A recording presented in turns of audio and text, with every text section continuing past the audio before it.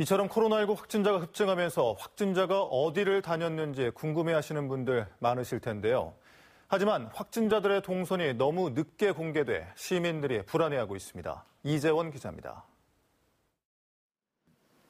어린이집에 다니는 113번과 114번의 확진 날짜는 7월 5일. 두 어린이의 외할머니인 110번 환자는 지난 1일부터 증상 발현이 있었습니다. 하지만 증상 발현 이후 확진 판정을 받은 4일까지의 동선이 전혀 공개되지 않고 있습니다. 나흘 동안 얼마나 많은 곳에서 어떤 사람들과 밀접 접촉을 했는지를 알 수 없는 깜깜이 상태가 계속되고 있는 겁니다. 갑자기 너무 확진자가 늘어났는데 동선 공개도 너무 늦게 되고 어디서 확인하는지도 잘 모르겠고 그래가지고 좀 불안해요. 110번에게 코로나19를 전파한 71번의 동선이 확인되지 않는 것도 마찬가지.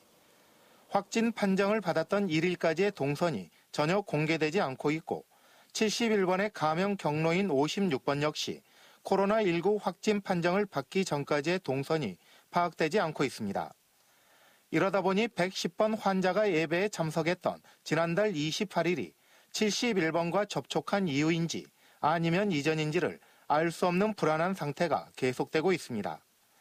확진자가 급증하기 시작한 지난달 30일 이후부터는 확진자 동선에 대한 조사가 제대로 이뤄지지 않고 있기 때문입니다. 과학적인 방법에 의해서 증거된 것만 올리다 보니까 좀 늦어진 게 있어요. 그렇지만 시민들 입장에서 보면 이게 시간 싸움인데.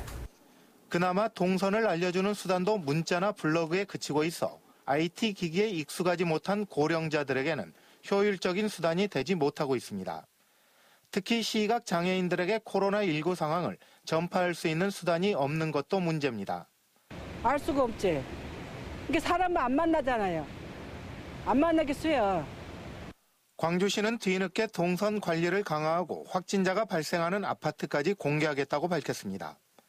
또 확진자가 다녀가더라도 소독 이후 이틀 뒤면 안전하다고 설명했지만 동선을 모르는 깜깜이 상황이 개선될 때까지 시민들의 불안감은 계속될 수밖에 없습니다.